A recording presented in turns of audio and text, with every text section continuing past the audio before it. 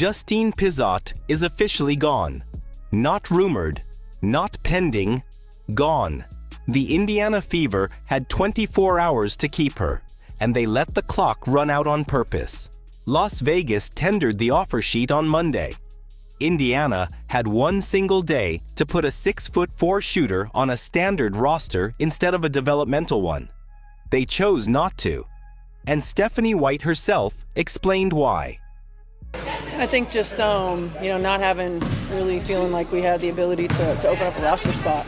I think that's the great thing about these development spots, and the challenging thing about these development spots is that you have opportunity to develop players, and then when they get an opportunity to get a standard contract, much in the same way when we brought Grace on, this is what it's meant for, to continue to advance opportunity for players and to continue to keep them ready when their opportunity presents. That's the official answer.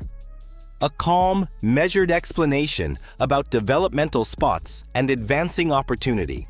Now let's talk about what actually got advanced and who it got taken away from. Pizzot shot over 40% from 3 her senior year at Vanderbilt. 6.5 attempts a game. That is not a project player. That is a shooter who was ready the moment she stepped onto a WNBA floor. She got exactly one chance to prove it all season. One preseason game against New York. 8 points in 10 minutes. 2 of 3 from deep. Then Indiana buried her on a developmental contract and never played her in a single regular season game. Not once. All year. Think about what that means for a roster built around Caitlin Clark. Clark needs shooters who can drag a big man away from the paint. She needs spacing so her drives actually open up instead of collapsing into a wall of bodies. Pizzot was built for exactly that role, and Indiana decided a rookie who never even played a game mattered less than keeping their bench exactly the way it already was. One fan summed it up before the ink was even dry. Justine would fit in too well with Clark's game. Can't have that. That is not a hot take anymore. That is exactly what happened. To keep Pizzot, Indiana would have had to waive someone off a non-guaranteed contract. Grace Van Zluten or Damiris Dantas. Tuesday was the league-wide deadline for those deals to become fully guaranteed, which meant Indiana had a real decision in front of them. And Stephanie White made it clear who she wanted to protect instead. Great culture and great locker room presence. Nobody is arguing that. Well, I think first and foremost, great culture players. Great culture teammates. They're going to continue to be ready when their number's called. Grace is a young player who I think can really develop into a solid four in this league. Dee Dee's a veteran who understands how to stay ready so she doesn't have to get ready. Who we can play in certain lineups and certain matchups. Who are going to give us great minutes in practice certainly as well.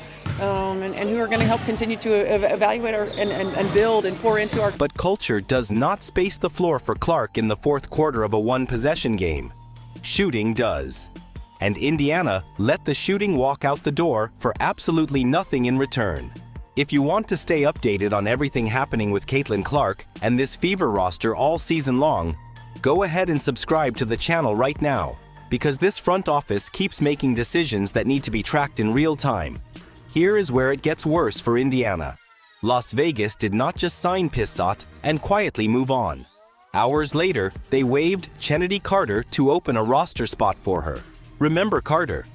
The same player Sophie Cunningham locked down and held to 0 points on 2 shots against Indiana just days earlier. Las Vegas paid Carter real money in the offseason, gave her a real opportunity, and then cut her loose the second a better fitting piece became available. So somewhere in Las Vegas, a front office looked at Justine Pizzot and decided she was worth cutting a former leading scorer to make room for. And somewhere in Indianapolis, a front office looked at the exact same player and decided she was not worth a roster spot at all. That is not 2 teams disagreeing on talent.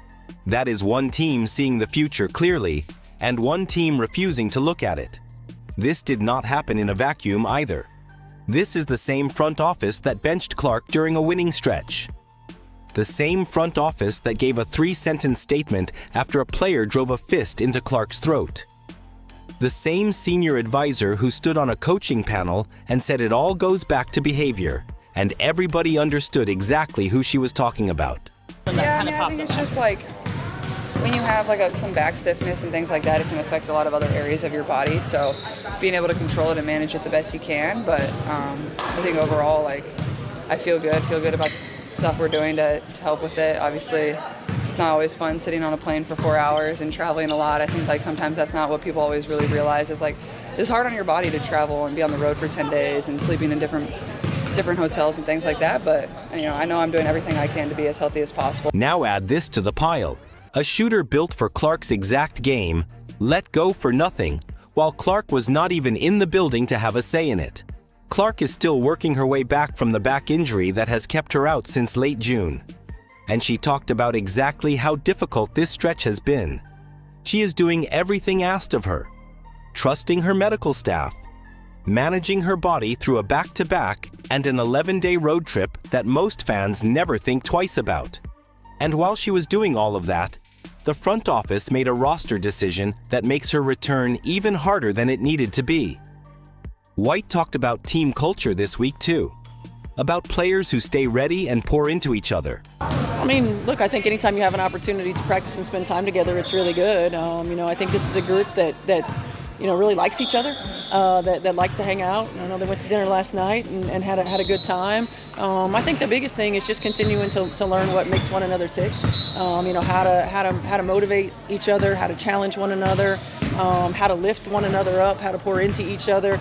Everybody's different. Everybody's a human and everybody's going through things. One thing I love about this group is that they're there for each other when they're going through some things, on and off the floor. And it's also for us to continue to build connectivity on the floor.